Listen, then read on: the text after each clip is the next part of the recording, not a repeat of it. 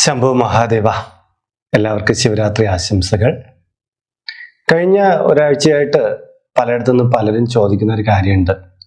തിരുമേനി, ശിവരാത്രി ദിവസം രാവിലെ 11 മണിക്ക് നിലവിളക്ക് തെളിയിച്ച് പൂജ കൊടുക്കണമെന്നൊക്കെ ചില ആചാര്യന്മാർ പറയുന്നു, ചില ക്ഷേത്രങ്ങളിൽ പറയുന്നു, ചില യൂട്യൂബ് ചാനലുകളിലൊക്കെ ഇങ്ങനെ കണ്ടു. എന്താണ് ഇത്? എന്താണ് കാര്യം എന്നൊന്ന് പറഞ്ഞു തരാമോ? പലയിടത്തും കേട്ടതെല്ലാം വാലും തുമ്പും ഇല്ലാതെയാണ് കേട്ടത്. ഇതിനെക്കുറിച്ചൊന്ന് വിശദമാക്കാമോ എന്ന് ചോദിച്ചിട്ടുണ്ട്. തീർച്ചയായിട്ടും ഹിന്ദു വിഷൻ ചാനലിൽ നിങ്ങൾക്ക് വേണ്ടുന്ന എല്ലാ കാര്യങ്ങളും ഉൾപ്പെടുത്തിയാണല്ലോ എല്ലാ തവണയും ഇങ്ങനെ അപ്ഡേറ്റ് ചെയ്ത് പോകുന്നത്. ഇതും പറഞ്ഞുതരാം. ഫെബ്രുവരി 26 എന്ന് പറയുന്നത് കുംഭം 14-ാം തീയതിയാണ്. അന്ന് ശിവരാത്രിയാണ്. ഇത്രയും കാര്യം നമുക്കറിയാം. ശിവരാത്രി എപ്പോഴാണ് തുടങ്ങുന്നത്? ചതുർദശി തൊട്ടാണ് ശിവരാത്രി ആരംഭിക്കുന്നത്. അന്ന് ചതുർദശി ത്രയോദശി കഴിഞ്ഞ് ആരംഭിക്കുന്നത് എപ്പോഴാണ്? 11:05 ശിവരാത്രി തുടക്കം കുറിക്കുന്നത്, 26-ാം തീയതി. അപ്പോൾ ഇത്രയും കാര്യം മനസ്സിലായല്ലോ. അപ്പോൾ ത്രയോദശിയിൽ നിന്ന് ചതുർദശിയിലേക്ക്, അതായത് ശിവരാത്രിയിലേക്ക് കടക്കുന്ന ആ ഉത്തമ മുഹൂർത്തത്തില് നിലവിളക്ക് തെളിയിക്കണമെന്നാണ് പറയുന്നത്. ഇത് വളരെ മഹത്തരമായിട്ടുള്ള കാര്യമാണ്. മിക്കവർക്കും ഇത് കാലങ്ങളായിട്ട് നിങ്ങളിങ്ങനെ ത്രയോദശിയിൽ നിന്ന് ചതുർദശിയിലേക്ക് വരുമ്പോൾ നിലവിളക്ക് തെളിയിക്കണമെന്ന് അറിയാവുന്ന ആൾക്കാരായിരിക്കും. പക്ഷെ പലർക്കും ഈ ഒരു കാര്യത്തെ ഇന്നും മനസ്സിലാകാതെ പോകുന്നുണ്ട്. എങ്ങനെയാണ് ഇത് എന്ന് പറയാം. ഇതിന്റെ ഗുണത്തെക്കുറിച്ച് ആദ്യം പറയാം. ഇപ്പൊ പലർക്കും ശിവരാത്രി വ്രതം എടുക്കാൻ കഴിയുന്നവരായിരിക്കും. അവർ ആ വ്രതം എടുത്ത് ആ വ്രത പുണ്യമെല്ലാം നേടി. പക്ഷേ കുറേയേറെ പേർക്ക് വ്രതം എടുക്കണമെന്ന് ആഗ്രഹമുണ്ട്. പക്ഷെ വ്രതം എടുക്കാനുള്ള ശാരീരിക ക്ഷമത കാണില്ല. അവരുടെ സാഹചര്യങ്ങൾ വ്യത്യസ്തമായിരിക്കും. അങ്ങനെയുള്ളവർക്ക് നമുക്ക് ആ പുണ്യം വലിയൊരു അളവിൽ നേടിയെടുക്കാൻ പറ്റിയൊരു കാര്യമാണ് ഈ ശിവരാത്രിയുടെ ചതുർദശി തുടങ്ങുന്ന ആ സമയത്തുള്ള, അതായത് 11/5 ഈ വർഷം ആ സമയത്ത് നിലവിളക്ക് തെളിയിക്കുക എന്നുള്ളത്. പറഞ്ഞുതരാം അതെങ്ങനെയാണെന്ന്. ഇതിലൂടെ നമുക്ക് കുടുംബത്തിന് ക്ഷേമ ഐശ്വര്യങ്ങൾ കിട്ടും, ആരോഗ്യ സൗഖ്യം കിട്ടും. അതുപോലെ കുടുംബത്തില് ഭർത്താവിന്, ഭാര്യയ്ക്ക്, കുട്ടികൾക്ക്, അച്ഛനമ്മമാർക്ക് എല്ലാവർക്കും വളരെ നേട്ടങ്ങൾ ഉണ്ടാകും. നിങ്ങളുടെ മനസ്സിൽ ദീർഘകാലമായിട്ട് ആഗ്രഹിച്ചുകൊണ്ടിരുന്ന ആഗ്രഹങ്ങൾക്കൊരു നിവൃത്തി ഉണ്ടാകും. നിങ്ങളെ ബാധിച്ചുകൊണ്ടിരിക്കുന്ന ദോഷങ്ങൾക്കൊരു അറുതി ഉണ്ടാവും. അങ്ങനെ പറഞ്ഞറിയിക്കാൻ പറ്റില്ല. ആ ഒരു മുഹൂർത്തത്തിന്റെ പുണ്യമാണ്. ആ മുഹൂർത്ത സമയത്ത് യഥാവിധി നിലവിളക്ക് തെളിയിക്കണമെന്നുള്ളതാണ്. ആർക്കും പറ്റുന്ന കാര്യമാണ്. അപ്പോൾ വളരെ ലളിതമായിട്ട് ചെയ്യാവുന്ന ഈ കർമ്മം നിങ്ങൾക്ക് എങ്ങനെ ചെയ്യാമെന്ന് ഞാൻ വിശദമായിട്ട് പറഞ്ഞുതരാം.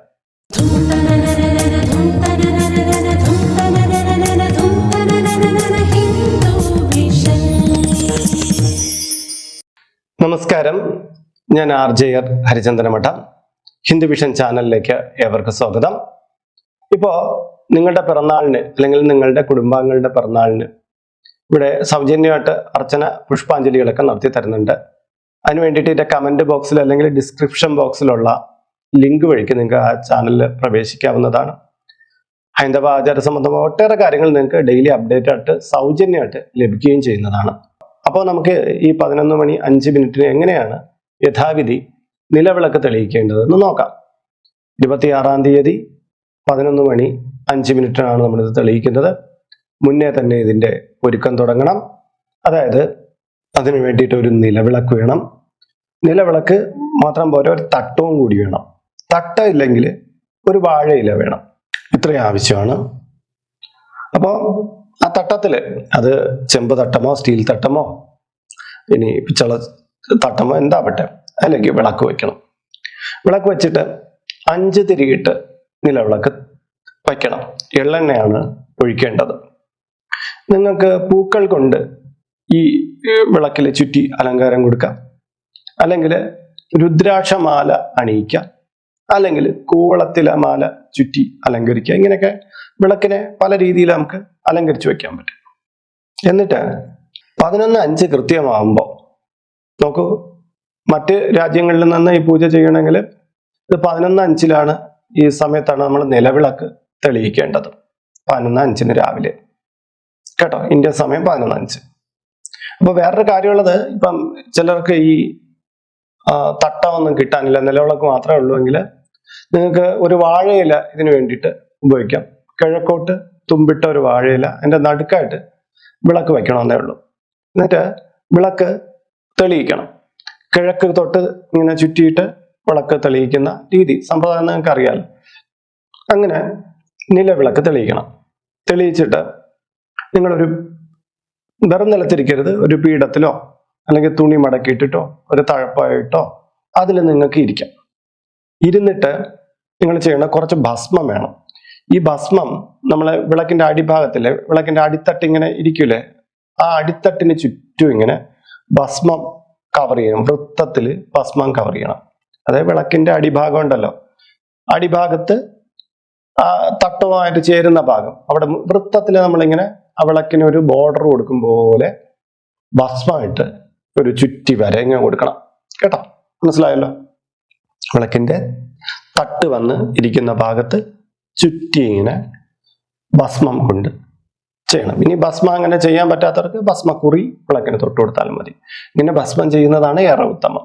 കേട്ടോ, എന്നിട്ട് ഇനി ഞാൻ പറയുന്ന മന്ത്രം നിങ്ങൾ ജപിക്കണം. 108 തവണ കുറഞ്ഞ പക്ഷം ജപിക്കണം. ഇനി അങ്ങനെ കൗണ്ട് ചെയ്യാൻ പറ്റാത്തവരുണ്ടെങ്കിൽ 27 മിനിറ്റ് തുടർച്ചയായിട്ട് ഈ മന്ത്രം ജപിക്കണം. മന്ത്രം ഇപ്രകാരമാണ്: ഓം നമോ ഭഗവതേ സദാശിവായ ശ്രീനീലകണ്ഠായ ഹ്രീം നമഃ എന്നിങ്ങനെയാണ് മന്ത്രം. ഇത് തുടർച്ചയായിട്ട് 27 മിനിറ്റ് അല്ലെങ്കിൽ 108 എന്നുള്ള രീതിയിൽ നിങ്ങൾക്ക് രുദ്രാക്ഷം പിടിച്ച് കൗണ്ട് ചെയ്യാൻ പറ്റുമെങ്കിൽ അങ്ങനെ ചെയ്യും. എന്നിട്ട് നന്നായിട്ട് പ്രാർത്ഥിക്കും ഭഗവാനും. പിന്നെ ഈ മന്ത്രം ജപിച്ചു കഴിഞ്ഞതിന് ശേഷം നിങ്ങൾക്ക് ഇഷ്ട മന്ത്രങ്ങൾ, ഭഗവാന്റെ മന്ത്രങ്ങളൊക്കെ പലതും അറിയാലോ, ആ മന്ത്രങ്ങളെല്ലാം ജപിക്കാം. പിന്നെ ഈ ദിവസം മത്സ്യമാംസാദികൾ കഴിക്കരുത്. ശിവരാത്രിക്ക് വ്രതം എടുക്കുന്നവരും വ്രതം എടുക്കാത്തവരും മത്സ്യമാംസാദികൾ പൊതുവെ ഉപയോഗിക്കാറില്ല. അങ്ങനെ ചെയ്യുക. ഈ വിളക്ക് എത്ര നേരം തെളിയിച്ച് വെക്കണമെന്ന് അറിയാമോ? അന്ന് സന്ധ്യാദീപാരാധന ക്ഷേത്രത്തിൽ നടക്കില്ലേ, അത് കഴിയുന്നവരെ, അതായത് ഏതാണ്ട് ഒരു 7 മണി വരെയെങ്കിലും ഈ ഉച്ചയ്ക്ക് തെളിയിക്കുന്ന നിലവിളക്ക് ഇരിക്കണം. ആ രീതിയിൽ എണ്ണ ഒഴിച്ചു കൊടുക്കണം. അതാണ് നല്ലത്.